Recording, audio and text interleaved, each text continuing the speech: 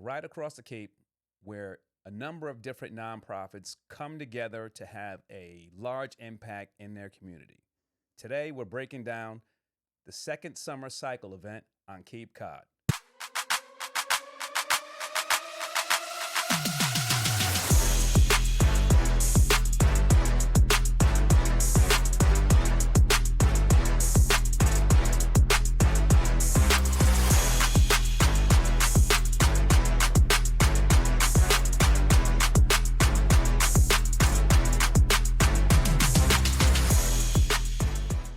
Before we get into what we're going to cover today, make sure you hit that subscribe button and press that notification bell.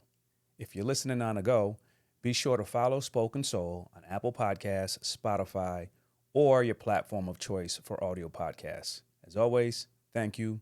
Now let's get into it. Welcome back to Spoken Soul. I'm Terrance, here with Anthony, who's back from his long journey on wherever he was. Today, we're breaking down an event that happens in the Cape called the Second Summer Cycle event. It's happening on September 13th, 2026, and that's what we're talking about today. So lace up, clip in, and let's get to it. So, Ant, before I talk about the specifics of this event, I want to talk to you, or I want to have a conversation about the Cape and what comes to mind when you think about that. When I think about the Cape, I think about scenic, busy, heavy traffic, lots of people. Yeah, and that's the case for a lot of places where it's summer, beach weather. You have all these different tourists running around, and it's a nice place to be, but it can get a little hectic. Very hectic. And the funny thing is, I mean, we've had conversations earlier in the season about getting down to the Cape. We were supposed to do Martha's Vineyard this year. As you know, we did a ride there. Yeah. I think it was a couple of years ago. Didn't work out this year, but we had talked about going down to the Cape and letting the wheels spin, if that makes sense down there. It just didn't work out. Yeah, it didn't, but I'm definitely looking forward to it. Riding the Cape is it's exciting, but it's busy. The couple of times that I've been there and I've rode, the rail trail is really good, but the roads are hectic. Like, there are a lot of like roundabouts, and it's just busy, and it's hard to really stay focused, because it's just so many people. Yeah. So, interestingly enough, April Merrill from an organization called Second Summer reached out to me, and it was about an event that they put on. Again, that event is September 13th, 2026, and it's interesting because as I started to look into the event and as she started to provide me with information, it's a situation where we talked about community and building a community. And I had mentioned in an episode before that, the running community really comes together, and I was looking for something like that in the cycling community. This event reminds me of a couple of things. One, it reminds me of that feeling that I get when I'm around, particular runners or particular organizations. But the other thing it reminds me of is, in a sense, and I'm comparing apples and oranges here, it kind of reminds me of a road race event. And what I mean by that is, and I haven't participated in the event, and we're going to talk about the event in a minute. From the information that April was able to provide me, and from the information that I was able to get from going to their website, it's a well-organized event, and it's really a situation where this is not some large organization putting on an event. It is the community coming together to actually fulfill a need or fill a gap for a number of nonprofits that are going to actually benefit from this event. That's beautiful that you said that. It's kind of you ride the Cape for the Cape. That gives a good feel for that. Yeah, and it's funny because that is their slogan, and I don't think there's any better way to actually say that for an organization where the community is coming together and that impact is directly in the community. So when I reached out, well, April reached out to me and we were going back and forth. One of the first things that I actually wanted to know was I wanted to know the origins behind the event, just to get an idea of, what was the thought process, how all this came together, who was involved.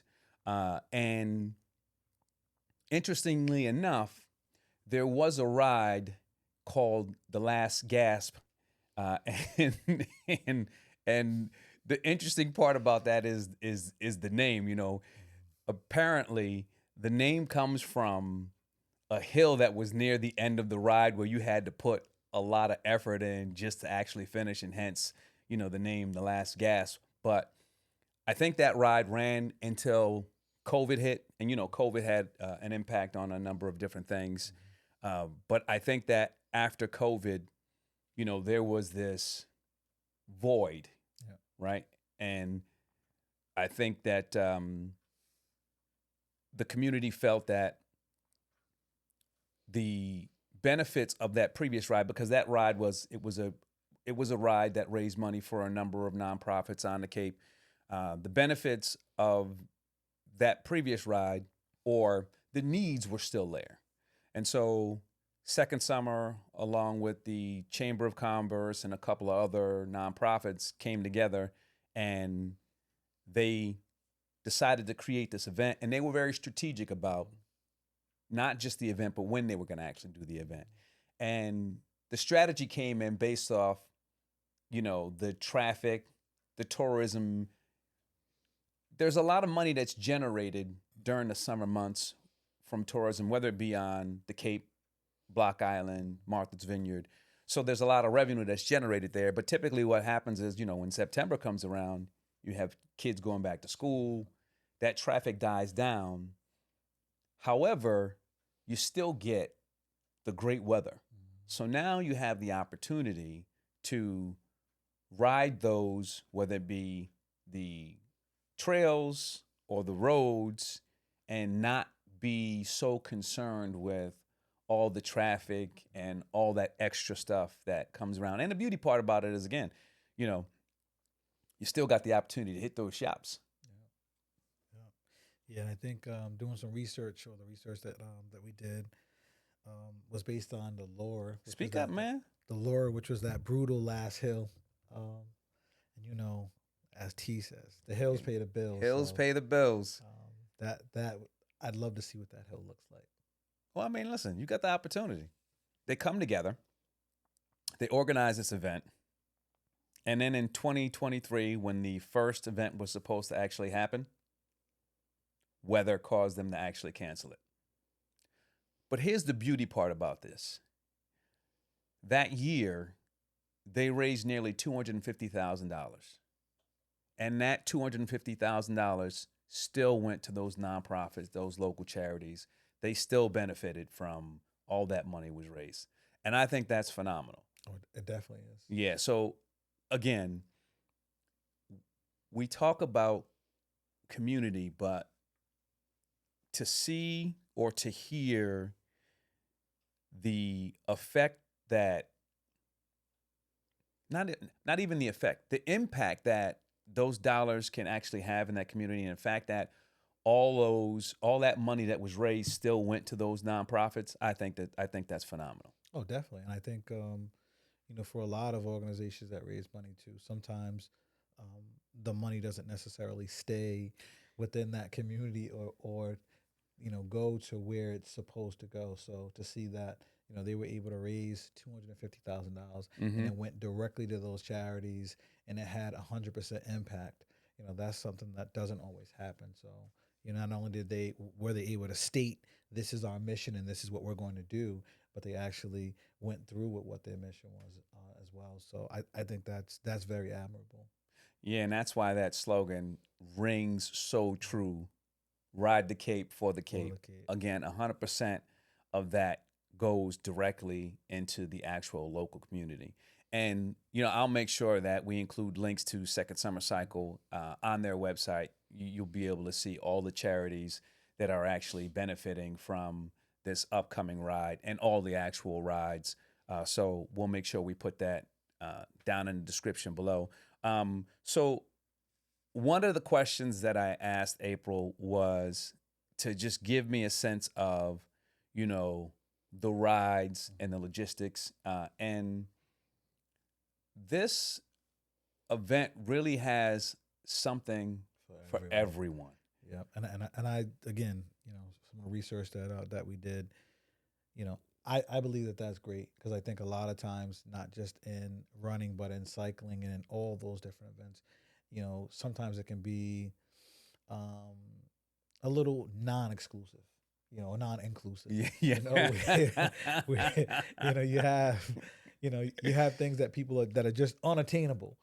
So the fact that they're different, that there's four different loops of the ones that you can ride. Whether that be the 15 miles, the 34 mile rides, the 60 ride, or the 100 miles ride gives it a little bit something for everyone.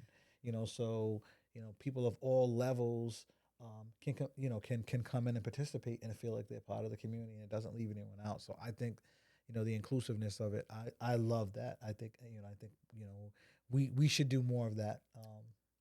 And the events that people hold, because it allows for everyone to be involved and not just I mean, we do it, but everyone can't ride 50 miles. Yeah. Everyone can't ride 100 miles. And in the grand scheme of things, anyone that's out there riding, period, is trying to to better their health. So whether that be 15, whether it be 34, 60, whatever that is, to be able to include everyone. So I think that's great. Yeah, there is this phrase rings so true. Get in where you fit in. Yep. Right? Again, 15, 34, 60, 100. This is really an opportunity for whether you're a beginner, intermediate, been doing this for a while, or if you just want to get out there and, support and have a little fun. And the other part about all this is, again, you don't even have to ride. You can raise money and just donate to these organizations.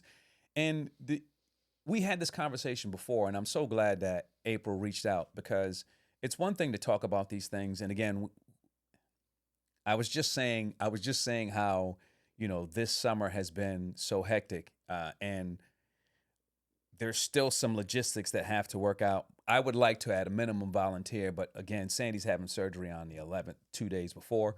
But there are opportunities to donate. There's opportunities to actually, volunteer. You can volunteer. They need volunteers days before, during, after. And the great part about all of this is, so you get to ride through the Cape. You ride through these historic towns. You get to take in that scenery. But at the end, at Smugglers, I think it's Smugglers Bay. Smugglers Bay, yeah. There's a huge Smugglers party. Beach, yeah. Smugglers Beach. There's a huge party afterwards. Not like a And party. listen, you know how we do in the runner community. Not like You that, know how the man. hydration boys do. It's great to get out there. It's great to get out there and run and ride, but coming together afterwards and that camaraderie. You've done that work. You've raised the money, but now you get to sit back and commune with those who just either did the ride with you, who supported you during that ride. Celebrate the organizations. Celebrate that are the doing great work in organizations. the community. Yeah. And with it all too, and I believe also too, you talked about a number of different ways to assist. Even those out there listening, you can help assist by sharing, on your social media platforms that this event is happening, so that maybe if people can't ride, like you said, you can raise money and donate money. That's a great point, there are a number of too. different ways to bring awareness and to assist. That's a great point, too. And, professionally, I'm part of an organization that does a lot of work for nonprofits in Rhode Island. Well, I want to phrase that properly without getting too much into it. We're in the business of providing for nonprofits in Rhode Island based off particular needs. I hope people understand that, particularly in the environment that we're currently in, there are needs out there that need to be met, and it can be difficult for nonprofits to handle everything they need to operate and still provide the services that they need to provide to the communities that actually need those out there. I agree with that 100%. And I think, it's a little off topic for where we're at. But like you said, from a professional perspective, the company that I work for, they have a foundation, and they work with the different nonprofits too. And I say that only because, like you said, I think there's a scarcity for different things. Like, for example, you're in IT. I happen to be in insurance. And for some organizations, they may need skills-based volunteering where it can assist them with getting certain things done. For example, if, let's say this organization here needed some IT help. Yep. You could do skills-based volunteering there. So there's a number of different ways that you could help those organizations outside of just this event. And maybe, and again, for the person who's done that April, maybe that's something we can look at moving forward too, with not just from a monetary basis, but they have, like, they call it skills-based volunteering, where they could even expand that to fill some gaps in, so that they could get some of the different things that they need as well. Yeah, and the interesting thing that April mentioned was this event happens the second September every year, right? And they're called, second summer cycle. They market and plan for this year round, right? So this is not okay, well, you know what, we're going to get together the weekend before. They understand the need for these nonprofits, and they work towards this. And again, the fact that these nonprofits are coming together doing the work, that's what makes this so beautiful. I mean, there's no competition. Yes. It's a collaboration. And I love that. You're right. You're absolutely right about that. I think, and I think with, although the state of where we are in society is very adverse and competitive, it just goes to show that collectively, people are going to go further, and organizations are going to go further than if they try to go out there alone and do those things. So, and I think that's beautiful, because then you find those different things. You're not duplicating efforts with different things, and you're able to share ideas, and brainstorm and do things that you wouldn't have normally done, had you not had to collaborate. Yeah. So again, I'm going to get the date again. September 13th is the date of the ride. There are 4 options: 15, 34, 60, and 100. Here's the other part about this that I think everyone needs to know. There is support. Yes. SAG vehicles all throughout the actual ride. Hydration every 15 miles too, because you know about my hydration. Yes. Hydration is a very important aspect of whether you're running or riding. I will say this: make sure you hydrate well before during, and after, as we like to do. But the fact that they have SAG vehicles, they have volunteers. Again, this reminds me of medical support and physical therapists, which I experience. About the experience. Yes. Those type of things. You finish your ride, you go get a massage. Yeah. So what better way? I'm looking forward to. Again, I don't know what this year is going to bring. But next year, but definitely, and I can tell you, I'm looking forward to experiencing the ambiance. Yes, right. When you can look at an event, before that event happens and see the pieces that they're putting together, and the vibe, and based on your experience, you get a vibe on how well that event is going to be. Yes, and you're right about that. Just going back to the fact that this has to be a phenomenal community, going back to the fact that that first year that the event was actually canceled, and that $250,000 still went back to the community, that's a testament to the not just the community, the people involved, sponsorships, all that. And their resilience too. I think before we were on air, we talked about the fact that they've gone from 5 to 30. Like that's like 600%. You know, I mean that's phenomenal. And again, the collaboration that it takes. Not that it's easy, but it's less difficult to work with 5 organizations than it is for 30, and for everyone to collaborate Yeah. and maybe at some point, not just be about them but about the collective. So that in itself, that's true community.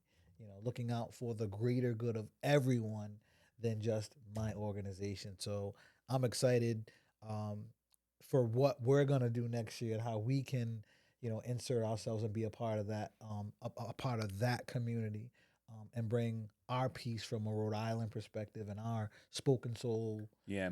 Put our little footprint on it.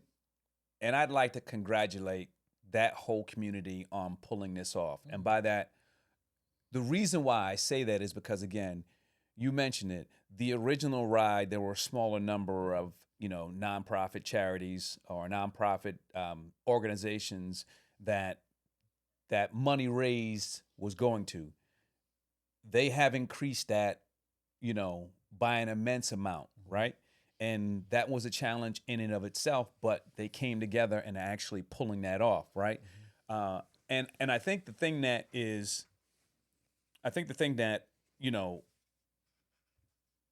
I might not have mentioned yet is that money that's raised, it immediately goes back into the actual community.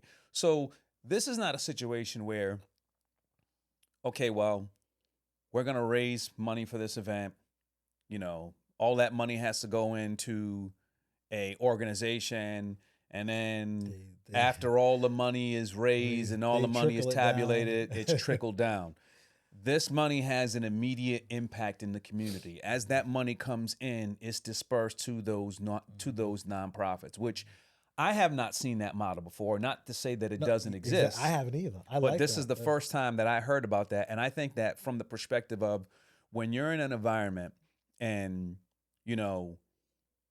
the normal channels of support that listen, I think sometimes the math ain't math, and the money don't get to where it's supposed to get to.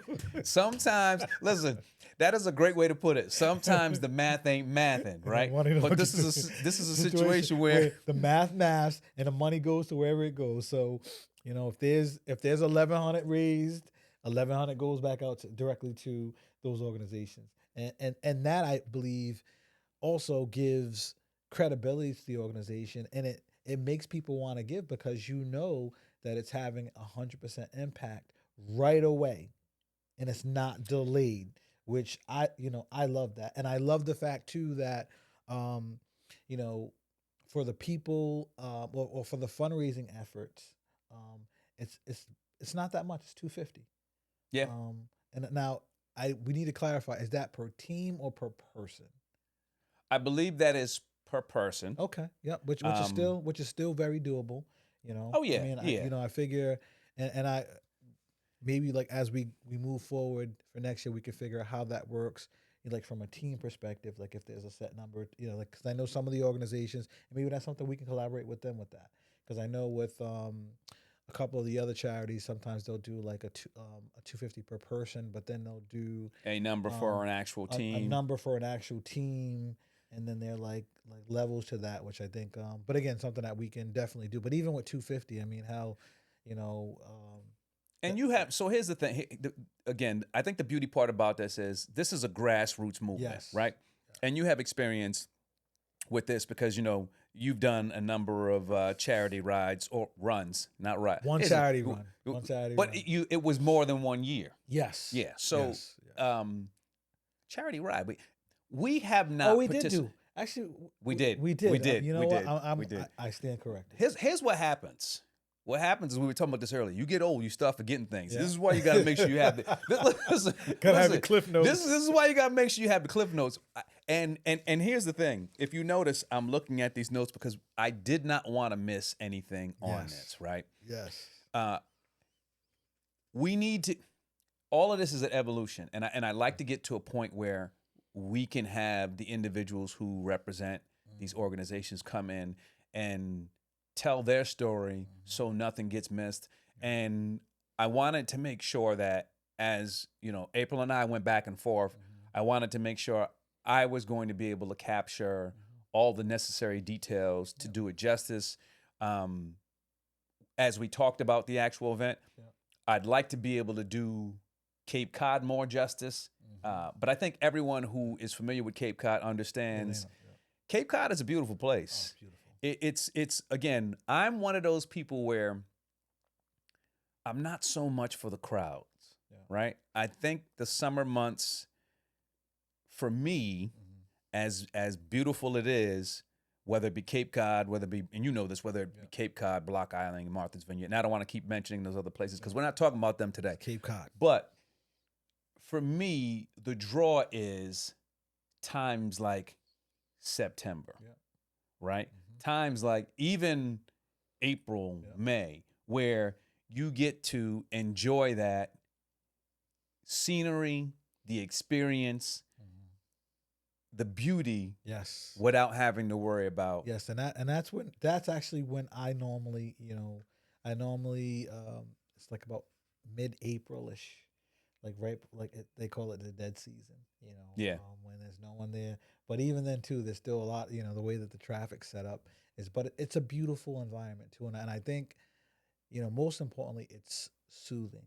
It's one of those places where you go and, the whole speed of it.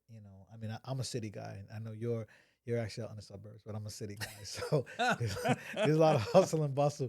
But when you get out there, you get a chance to see it all slow down. So it's kind of like a different world and different environment. And I think what I really enjoy about what we're doing right now, and what they're doing, is it's about visibility. It's not just about, and I think, as people, the two of us that we are in the community, we are doing things. I always tell people, people always think it's something where you go in your pocket and you dig it, and that's not it. It's about visibility. It's about bringing visibility and awareness to what other people are doing. And I understood that more when I did do, the first charity run that I did.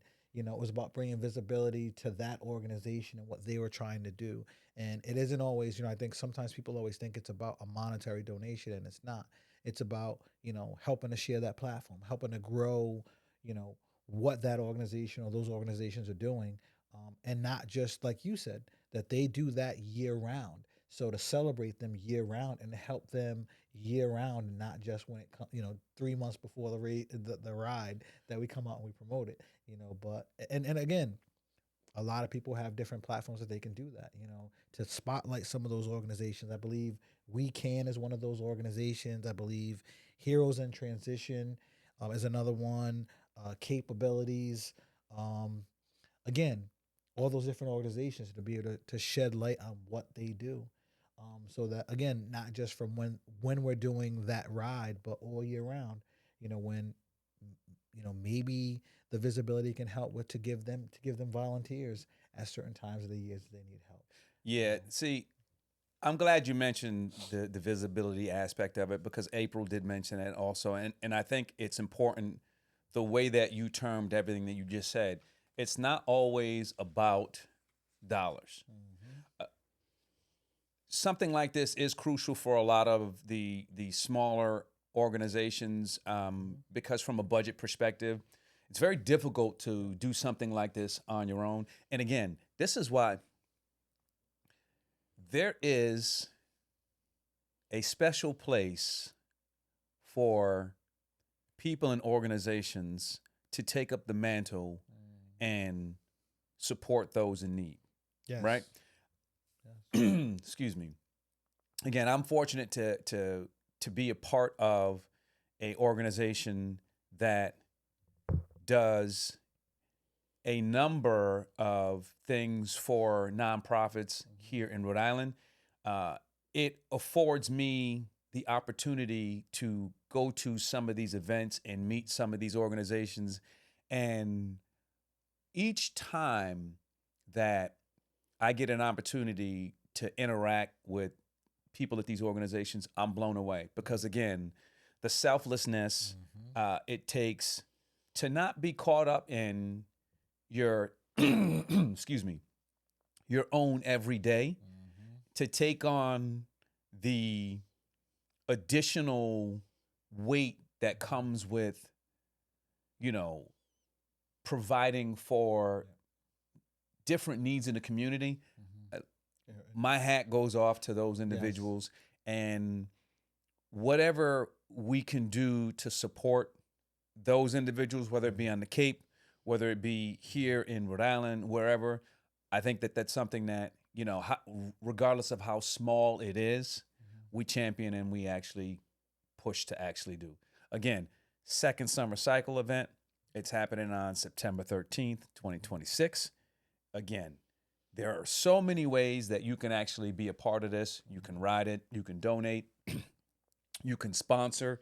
You can share the event on your social media. You can share the event on social media. The impact that this has locally for these nonprofits is immense. Yes, and looking in it, there's a few of them. Like there's some that they fund grief groups.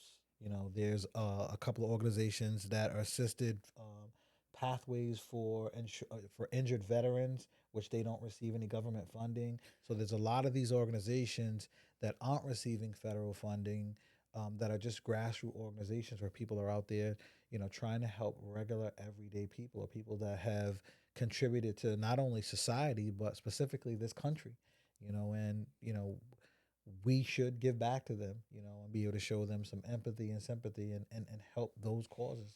I mean, at the end of the day, you know, and I know I've spoken about this on another episode, you know, people need people. You know, Yeah. that's my book, but people need people.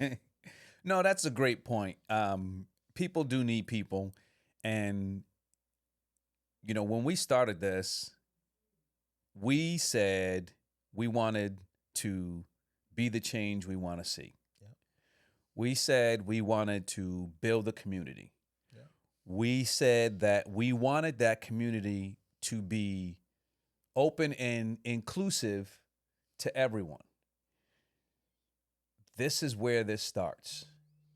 And additionally, it's important that we mention any opportunity or any event that we come across that builds upon that. Yes. So that's what we're doing, right? And we're living in our truth too. We're living in the truth. We're living in our truth, and we're doing what we said, you know. And I think for me, it's because I didn't know the full effect of it, but for me, it makes me feel good because we're not just, you know, my new, and I'm bringing this up for us. My new thing is, what is your say do ratio? I like that. What is your I say like that. do ratio? I like what that. do you say and what do you do? What's your ratio? And at this point and at this juncture, we're at 100% of what we say we represent versus what we do. And I like that. And I want to, you know, I'm excited and thrilled to be a part of that, because not only are we get to ride and be in that community, but on top of that, it's like kind of like it's like a you, and I don't want to use the expression, but you kill two birds with one stone, but it's like that. You get a chance to get, you know, double return on investment, and I just think it's beautiful what they do. Here at Spoken Soul, we do not condone the killing of any birds, yes, whether it be with stones or anything. Yes, no. So that's metaphorically speaking, a big part of what you just said is us holding ourselves accountable. And so let's do this. Let's mention the fact that all the information about this you can get at secondsummercycle.com. On their website, they have all the information. They have a listing of all the charities. Oh, and here's the one thing that I wanted to make sure I mention this, and this is why you got to look at your notes, because you want to forget these things. So we talked about this ride, right? And they have these 15, 34, 16, 100. They actually do training rides throughout the year, throughout the season. So you can go to their website. They do a weekly training ride. So if you just want to, you know, get a ride in on the Cape, or if you want to get some training in or get a feel for how it is, go to their website. They have all that stuff listed there. You can find the information about their training rides. You can find the information about the actual charities that support this. You can find information about sponsorships, about the organization. secondsummercycle.com. Make sure I got that right. Yeah, secondsummercycle.com. And based off all the stuff that we just mentioned, you have the opportunity now to go out and participate, to donate, to sponsor. They're doing this event not just this year. Again, it's a yearly event. It's for a great cause. It has a huge impact on the community in Cape Cod. Again, their slogan is "Ride the Cape for the Cape." 100% of all this fundraising and all this, the proceeds goes right back into that actual community Immediately. immediately, which I think is a phenomenal thing. With that being said, that's the end of this episode. So as we sign off, we say, keep those wheels turning, keep those feet moving, and we'll see you on the road.